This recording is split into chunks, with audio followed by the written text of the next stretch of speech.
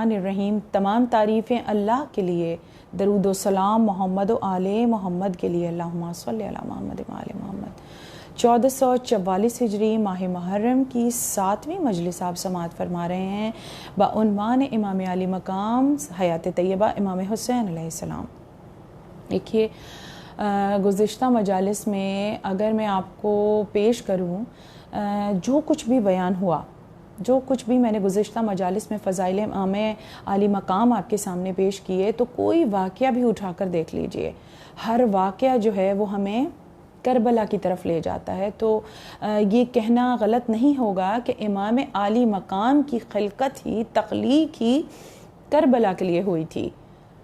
تو میں نے جو آپ کے سامنے واقعات پیش کیے تھے وہ طفلی کے واقعات تھے، وہ بچپنے کے واقعات تھے کہ کس طرح رسالت، ولایت اور عصمت کے سائے میں دونوں شہزادے پروان چڑھے، اور دونوں شہزادے ہی عنوان میں برابر برابر آ رہے ہیں. دیکھیے اب 6 اور 7 برس کا سن ہے جب رسالت مآب صلی اللہ علیہ وآلہ وسلم اس دنیا سے پردہ فرما گئے، اور آپ کے دنیا سے پردہ فرمانے کے 3 مہینے کے بعد ماں کا سایہ بھی بچوں کے سر سے اٹھ گیا. اب 6 اور 7 برس کے سن سے لے کر جوانی کے دور تک شہزادے مولائے کائنات کے زیر سایہ پروان چڑھے. اب جب ان کا سن 14 اور 15 برس کا ہوتا ہے تو مدینے میں جو خلافت ہے وہ عرب میں فتوحات کرتی نظر آتی ہے، اور مولائے کائنات نے کبھی لشکر جب جاتے تھے ان میں دونوں شہزادوں کو نہیں بھیجا، کیونکہ مولائے کائنات یہ فرماتے تھے کہ میں جو فاتح بدر و احد اور حنین اور خندق ہوں، اگر میں کسی تمہارے لشکر کی سپہ سالاری نہیں کر سکتا تو میرے دونوں شہزادے بھی تمہارے ساتھ کسی لشکر میں شامل نہیں ہوں گے. مولائے کائنات نے کسی لشکر کا حصہ نہیں بنایا دونوں شہزادوں کو. دیکھیے بعد رسالت مآب مولائے کائنات نے جو جنگیں لڑیں ان میں جن میں شریک ہوئے وہ جمل ہے، صفین ہے اور نہروان ہے. اور جب مولائے کائنات نے یہ جنگیں لڑیں تو اس وقت پورا لشکر موجود ہوتا تھا، جوانان بنی ہاشم خود لشکر میں موجود ہوتے تھے، دونوں شہزادے جوان ہیں. تو مولائے کائنات ہمیشہ جب میدان میں جاتے تھے تو مالک اشتر کو یہ حکم ہوتا تھا، یہ اس کے لیے ہدایت دے کر اس کو جاتے تھے کہ دیکھو مالک، حسن و حسین سے خبردار رہنا، یہ میدان میں نہ آنے پائیں. اور کچھ جوانوں کو یہ ہدایت تھی کہ اگر مولائے کائنات میدان جنگ میں ہیں تو دونوں شہزادوں کا حصار کیے رہیں کبھی بھی. جیسے جنگوں میں صفین میں ہمارے سامنے موجود ہے کہ جناب عباس نے جنگ کی، جناب محمد حنفیہ، محمد بن علی، اون بن علی اور جناب جعفر بن علی، مولائے کائنات کے بیٹوں نے میدان صفین میں جنگ لڑی. لیکن ان میدانوں میں ہمیشہ یہ حکم ہوتا تھا سپہ سالار کو، خبردار.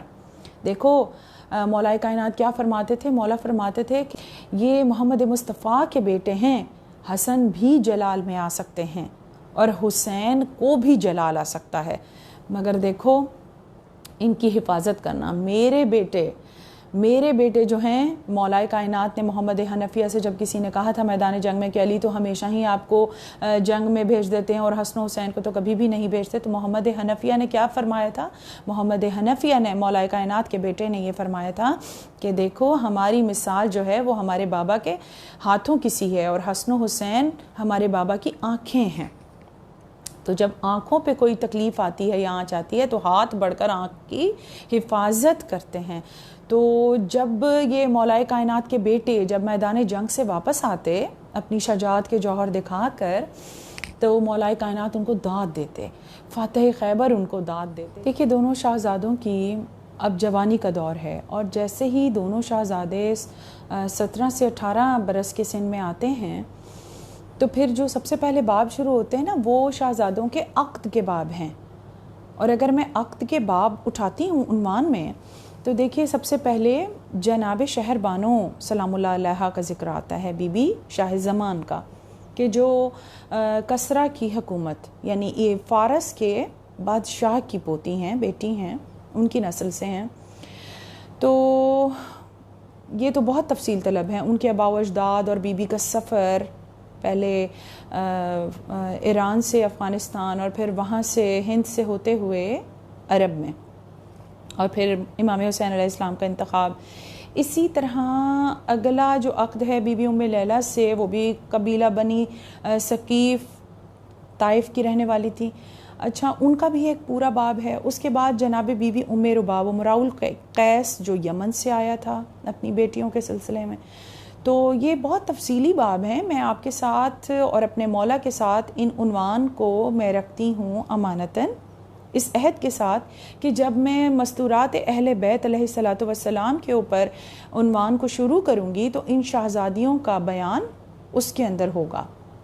اب میں اپنے عنوان کو آگے لے کر جاتے ہوئے بجائے اس کے کہ ان کے عقد کے باب کھولوں، میں امام علیہ السلام کے خطبات کے باب کو کھولتی ہوں. دیکھیں، امام حسین علیہ السلام کے جو خطبات ہیں نا، وہ بچپن سے لے کر جوانی تک اور جوانی میں سے لے کر کربلا تک ہیں. میدان کربلا میں اور سفر میں مولا حسین کے مسلسل خطبات ہیں. دیکھیں، یہ علم کا گھرانہ ہے. محمد والے محمد کا گھرانہ علم کا گھرانہ ہے. جب مدینے میں بھی مولا کا قیام ہے، جب امام حسین علیہ السلام مدینے میں رہتے تھے، تب بھی بیرون مدینہ سے عرب کے مختلف علاقوں سے سردار، وزیر اور سفیر آتے تھے مولا سے اپنے معاملات کے بارے میں علمی دلائل لینے کے لیے، اور مولا ان کو پیش کرتے تھے. قرآن کے معاملات سمجھاتے تھے. علم تفسیر سے، علم بیان سے مولا ان کو قرآن سے دلائل پیش کرتے تھے.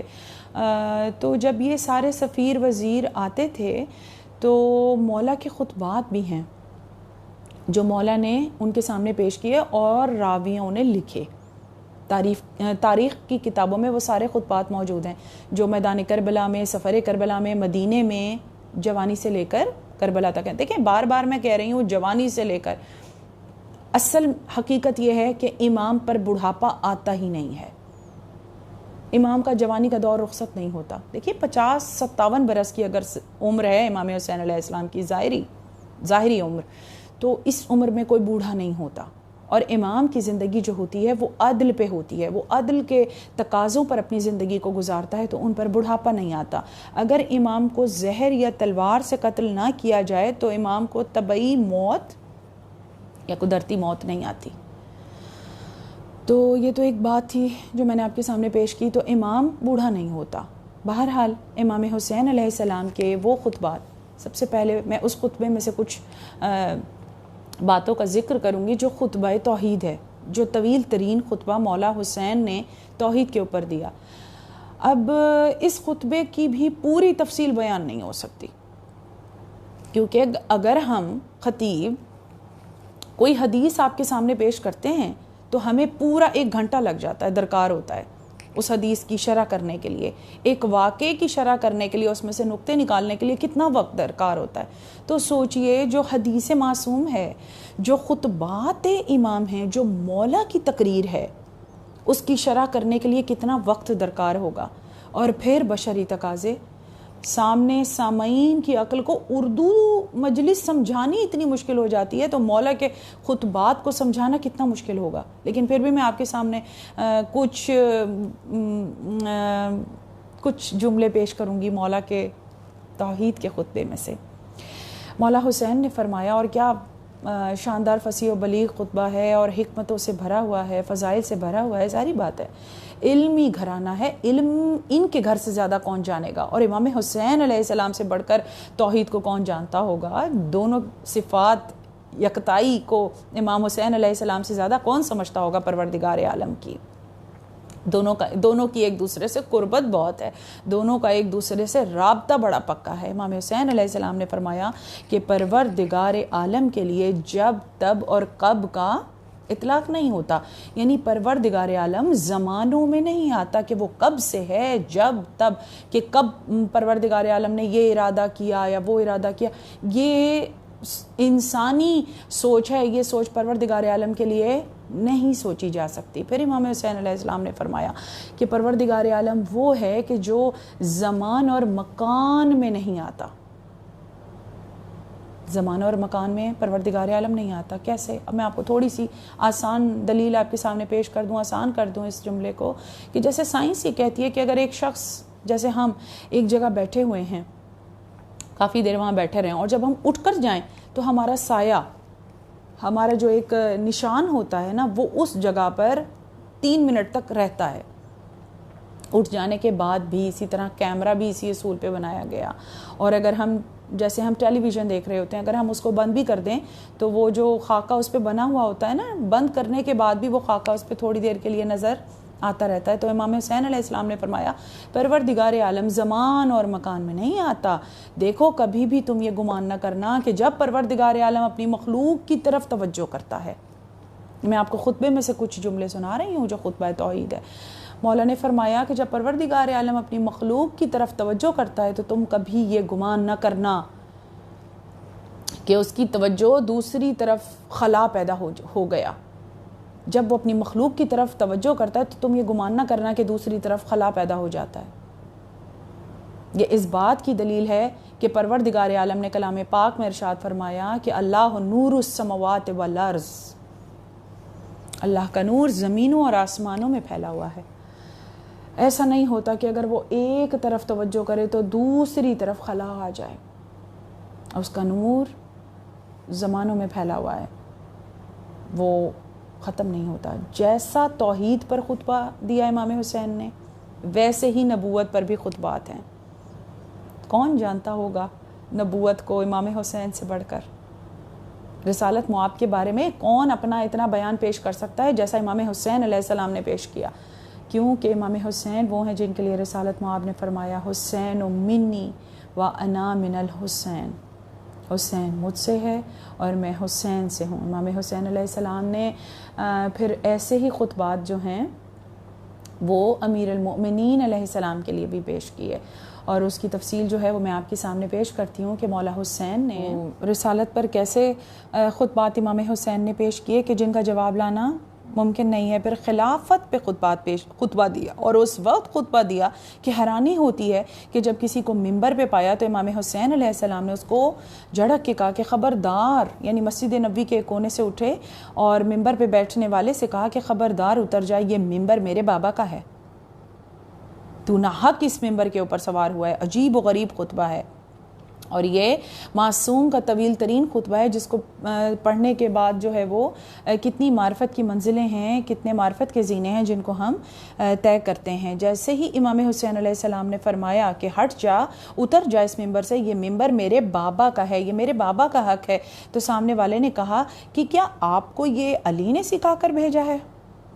کیا آپ کو یہ علی نے سکھایا ہے؟ تو امام حسین علیہ السلام نے فرمایا کہ بے شک میرے بابا میرے ہادی ہیں اور منزل ہدایت پر ہیں، اگر وہ چاہیں تو مجھے سکھائیں بھی. لیکن کیا تو نے نہیں سنا میرے نانا کو یہ کہتے ہوئے کہ اگر دونوں بچے جھولے میں بھی ہوں تو لوح محفوظ کا ملاحظہ کرتے ہیں؟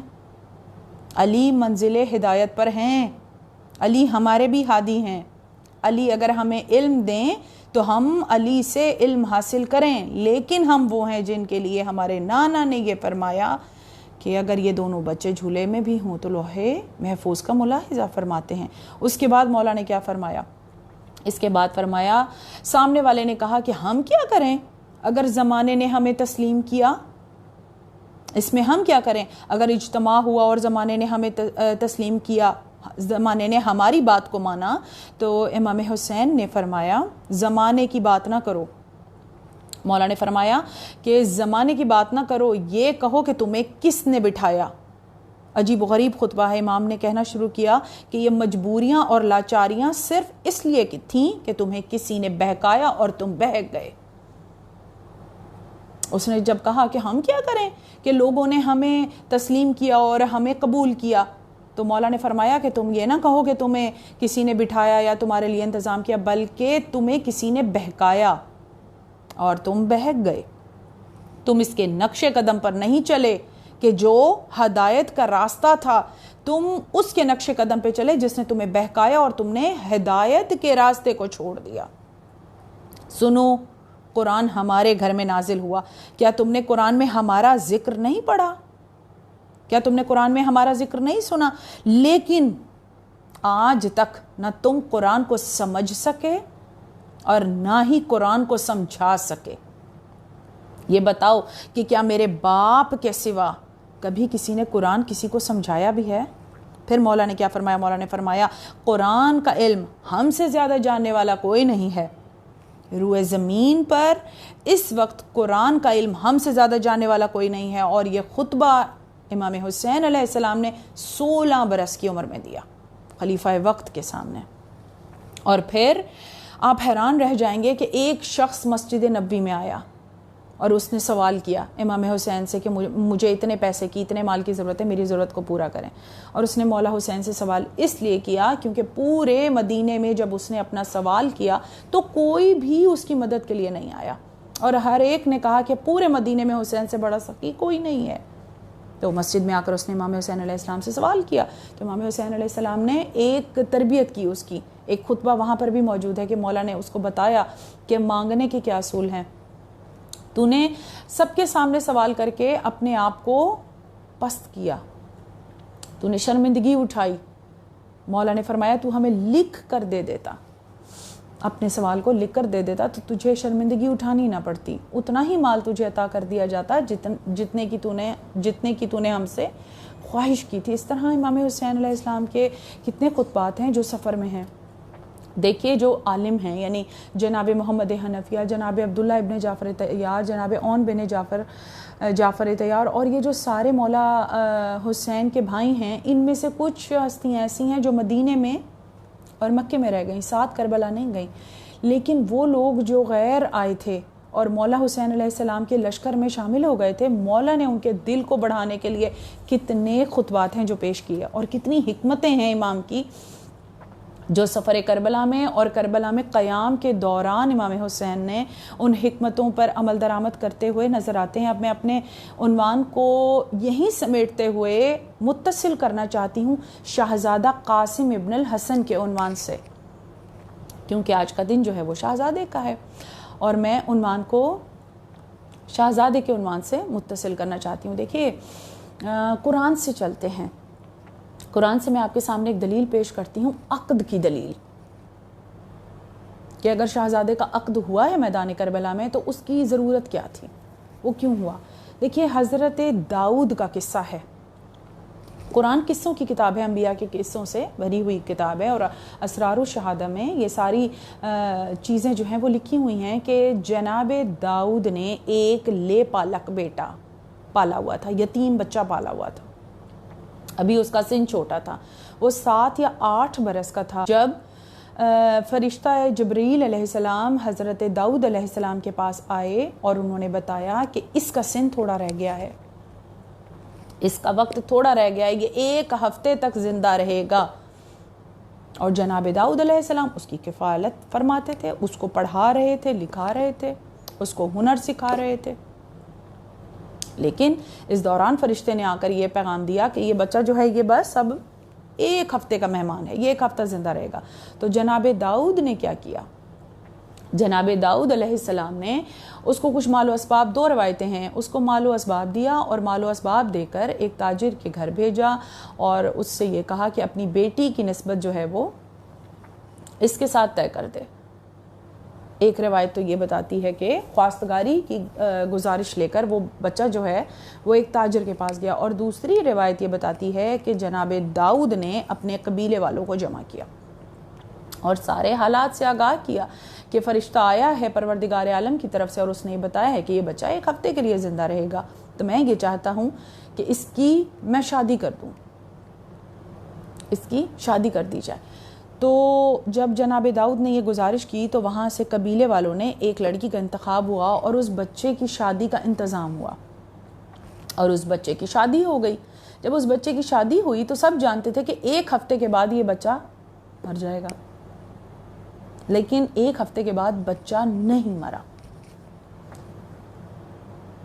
جب فرشتہ آیا تو پوچھا جناب داؤد نے کہ یہ تو اس کو تو کچھ نہیں ہوا، جبکہ پیغام تو یہ آیا تھا پروردگار عالم کا کہ اس کی زندگی جو ہے وہ اب بس 1 ہفتے کی رہ گئی ہے۔ 1 ہفتہ گزرا، 2 ہفتے گزرے، 3 ہفتے گزرے، 4 ہفتے، مہینہ، سال۔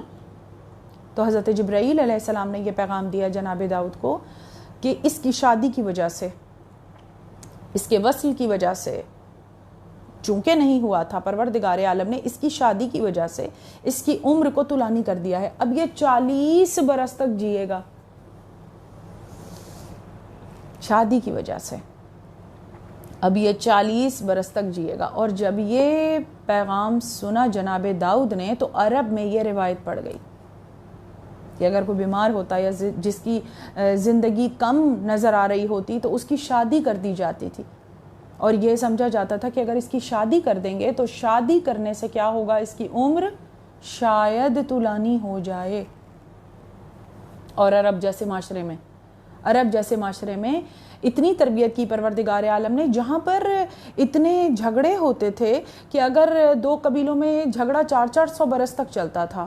کس بات پر؟ کہ میں پہلے اپنے اونٹ کو پانی پلاؤں گا, دوسرا قبیلہ کہتا تھا میں پہلے اپنے اونٹ کو پانی پلاؤں گا. 400 برس تک ان قبائل میں جھگڑا چلتا تھا اور لڑائیاں ہوتی تھیں.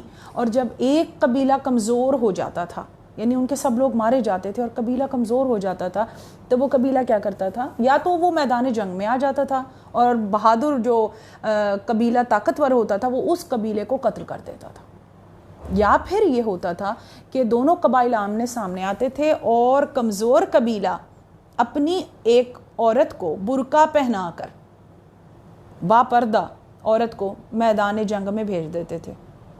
اور ہوتا کیا تھا, وہ یہ کہتے تھے کہ اب ان کی عورت چونکہ آ گئی ہے اور کمزور ہے, یہ اپنی کمزوری کا اظہار کر رہے ہیں, تو پھر عورت کی عزت رکھی جائے اور اس قبیلے سے جھگڑے کو ختم کر دیا جائے. اور تیسری کیا انداز تھا عرب میں, وہ یہ تھا کہ اگر کوئی صحرا باندھ کر میدان جنگ میں آ جائے تو جنگ روک دی جاتی تھی, چاہے کتنی ہی پرانی دشمنی کیوں نہ ہو. اگر کوئی صحرا باندھ کر کوئی دولہا میدان جنگ میں آ جائے تو جنگ کو روک دیا جاتا تھا. اور ہمارے یہ روایت جو عرب کی ہے یہ ابھی ہمارے ملکوں میں بھی ہے, یعنی بر صغیر عرب میں یہ روایت پڑ گئی تھی کہ اگر دو قبائل کے درمیان جنگ ہو, لڑائی ہو, تو اس کو دور کرنے کے لیے اگر دولہا میدان جنگ میں چلا جائے تو وہ جنگ جو ہے وہ لڑائی قبیلوں کی دور ہو جاتی تھی. اسی طرح یہ عرب سے روایت ہمارے ملک میں بھی آئی, بر صغیر پاک و ہند میں ہمارے علاقوں میں بھی یہ ہوتا ہے کہ جب دو خاندانوں میں لڑائی ہوتی ہے اور کوئی شادی ہو تو دولہا منانے چلا جاتا ہے, اور یہ کہا جاتا ہے, یہ کہہ کے صلح کر لی جاتی ہے کہ اب تو دولہا ہی آ گیا, تو اب جھگڑا کس بات کا رہ گیا. تو یہ روایت عرب کے قبائل سے ہے جو 400 برس تک لڑتے رہتے تھے. تو اگر میدان میں کوئی عورت برقع لے کر چلی جاتی تھی, بزرگ عورت, تو بھی لڑائی ختم ہو جاتی تھی, یا پھر کوئی دولہا بن کے چلا جاتا تھا تب بھی لڑائی ختم ہو جاتی تھی. تو یہ حکمتیں ہیں جو تاریخ میں ملتی ہیں کہ امام حسین علیہ السلام نے میدان کربلا میں شہزادے کو دولہا بنایا تھا.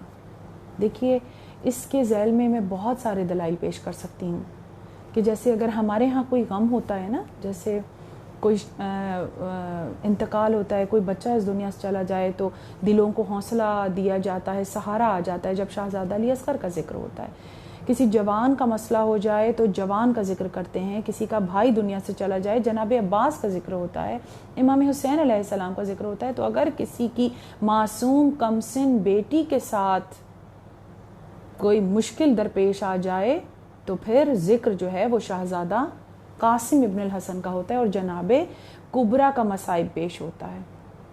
اور دوسری دلیل یہ کہ امام حسین علیہ السلام کے ایک صحابی ہیں جناب زہیر قین, 9 بیاہتا جوڑا ہے جو میدان کربلا میں موجود ہیں. ان کی زوجہ ایک ہفتے کی, صرف ایک ہی ہفتہ گزرا تھا دونوں کی شادی کا. تو یہ امام حسین علیہ السلام کی شہادت جو ہے وہ ان کی زوجہ کے لیے بھی ایک تسلی کا سبب بنی کہ کوئی ان سے بھی بڑا مظلوم موجود ہے کہ ایک شب کی بیاہی ہوئی حسین کی بیٹی میدان کربلا میں بیوہ ہوئی. اچھا, پھر یہ روایت پیش کی جاتی ہے, یہ جملہ آسانی سے کہہ دیا جاتا ہے کہ امام حسین علیہ السلام نے ایک شب کی مہلت مانگی تھی. حجت ہے امام حسین علیہ السلام, حجت زمانہ ہیں, حجت دورہ ہیں. امام حسین نے مہلت مانگی نہیں ہے بلکہ امام حسین علیہ السلام نے مہلت دی ہے. جناب حور آئے ہیں. پھر دوسری حکمت یہ کہ شہزادہ علی اصغر کی قربانی, دین اسلام میں 6 ماہ سے کم کی قربانی قبول نہیں ہوتی. شہزادہ علی اصغر جو ہیں وہ 10 محرم کو میدان کربلا میں پورے 6 ماہ کے ہوں گے. بہت ساری حکمتیں ہیں امام کے، جتنے خطبات ہیں اتنی ہی امام کی حکمتیں ہیں. اب عروسی کی روایت مستند ہے یا نہیں؟ اگر ایک لمحے کو ہم یہ سوچیں کہ یہ روایت مستند نہیں ہے تو کیا ہم یہ انکار کر سکتے ہیں کہ ایک بیوہ ماں کا ارمان تھا کہ اس کا بیٹا دولہا بنے؟ پھر اس بات سے بھی انکار کرنا پڑے گا کہ امام وقت نے صلح کرنے کی ہر حجت کو تمام کیا میدان کربلا میں، اور شہزادے کو صحرا لگا کر میدان کربلا میں بھیجا. پھر اس بات سے بھی انکار کرنا پڑے گا کہ ہمارے ہاں جو روایت ہے کہ پھوپھیاں شادی میں مہندی لاتی ہیں، مہندی پھوپھیوں کی طرف سے آتی ہے.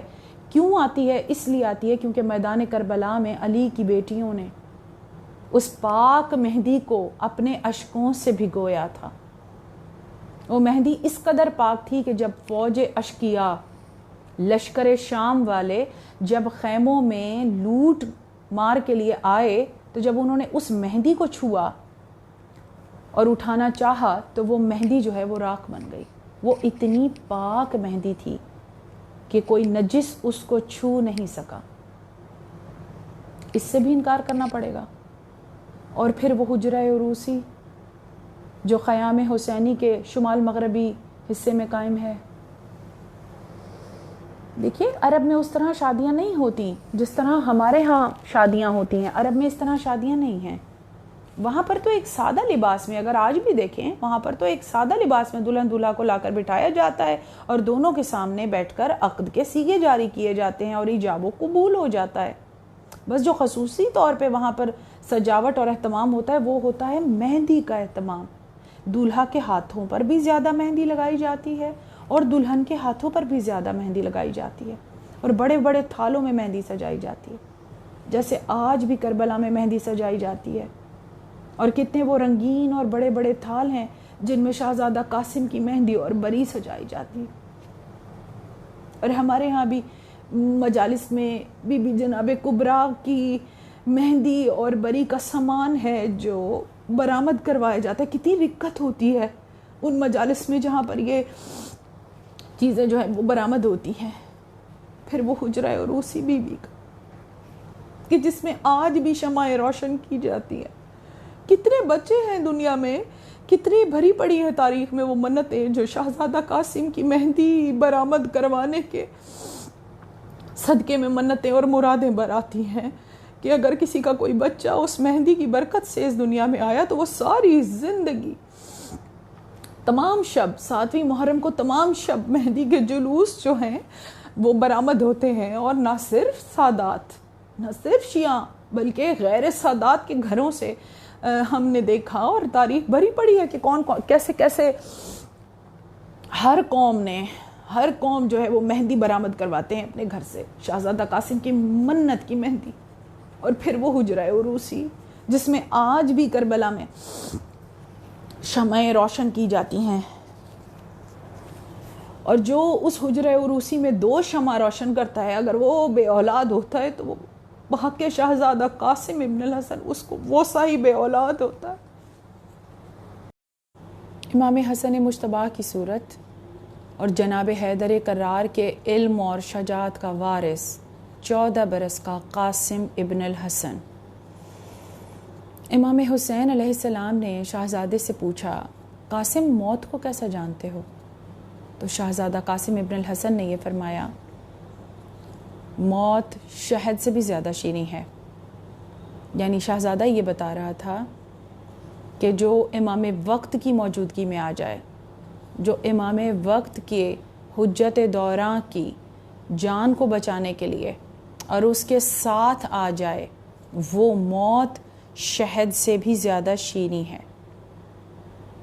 فصیح و بلیغ جملہ ان کے لیے بھی تھا کہ جو قاری قرآن اس آیت کی تلاوت کرتے تھے کہ کلو نفس ذائقۃ الموت، لیکن موت کے ذائقے سے واقف نہیں تھے. ان کو جواب دیا شہزادہ قاسم نے کہ جو امام کی نصرت میں آ جائے، جو امام زمانہ کی نصرت میں آ جائے وہ موت شہد سے بھی زیادہ شیریں ہے۔ اس کے بعد امام عالی مقام کا میمون پر رسول اللہ کے گھوڑے پر صورت شبیہ حسن مجتبیٰ کو سوار کر کے میدان جنگ میں روانہ کرنا۔ صحرے کی لڑیاں پامال ہو گئیں قاسم کی، کتنے نوحے، کتنے مرثیے، کتنے سوز ہیں جو شہزادے کے مصائب میں پیش کیے جاتے ہیں۔ تو اس میں مہدی کی روایت، صحرے کی روایت، اور ایک روایت پیش کی جاتی ہے کہ اتنا گل بدن ہے قاسم، اتنا شیریں سخن ہے قاسم، اتنا نرم جسم تھا شہزادے کا کہ کوئی زرہ جو ہے وہ شہزادے کے جسم پہ پوری نہیں آتی تھی، اور زرہ اتنی سخت ہوتی تھی کہ شہزادے کو اگر زرہ پہنائی بھی جاتی تو اس کی اذیت جسم کو برداشت نہیں ہوتی تھی۔ جب بی بی زینب عالیہ نے رخصت کرتے ہوئے یہ پوچھا نا کہ کیا قاسم زرہ نہیں پہنیں گے، امام حسین علیہ السلام نے فرمایا کہ جس طرح ہمارے بابا بغیر زرہ کے میدان جنگ میں جاتے تھے، اسی طرح یہ علی قاسم میدان جنگ میں بغیر زرہ کے جائے گا، کیونکہ مولا کائنات تو اپنی زرہ فروخت کر چکے جب بی بی پاک سے عقد ہوا، اور بعد عقد کبھی مولا کائنات نے کسی بھی میدان جنگ میں زرہ نہیں پہنی۔ تو شہزادہ قاسم اپنے دادا کی روایت کو برقرار رکھتے ہوئے بعد عقد بی بی فاطمہ کبریٰ شہزادہ قاسم نے زرہ نہیں پہنی اور میدان کربلا میں تشریف لے گئے، اور وہ جنگ لڑی۔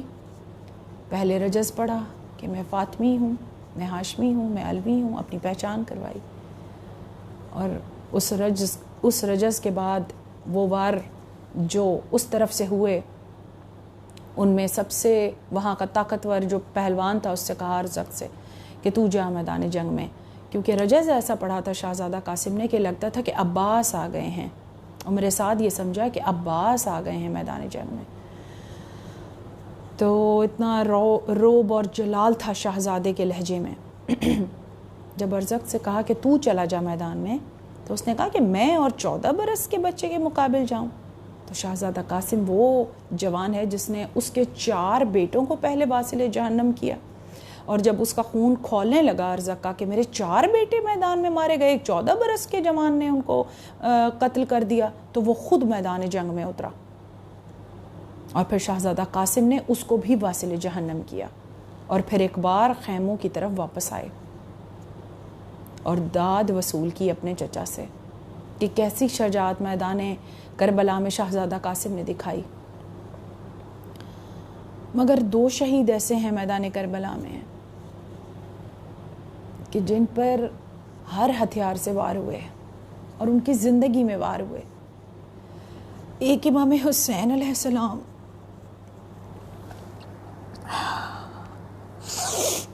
کہ جن پر ہر ہتھیار سے وار ہوا، کیا نیزے، کیا بھالے، کیا تیر، کیا تلوار، پتھر، اور جس کے ہاتھ میں خاک کربلا آئی اس نے خاک کربلا امام حسین علیہ السلام کی طرف پھینکی۔ اور دوسرا شہید ہے شہزادہ قاسم ابن الحسن جس پہ ہر ہتھیار سے وار ہوئے۔ گل بدن قاسم اپنے آپ کو زین پر استوار نہ رکھ سکا اور زین سے زمین پر آ گیا۔ یہ کربلا کا وہ واحد شہید ہے کہ جب سب جوان کربلا میں سارے اصحاب شہید ہو گئے تب ان کے لاشوں پہ گھوڑے دوڑائے گئے، مگر قاسم وہ واحد شہید ہے کہ جس کے لاشے پہ گھوڑے اس کی زندگی میں دوڑائے گئے۔ قاسم کا بدن ٹکڑوں میں تقسیم ہو گیا۔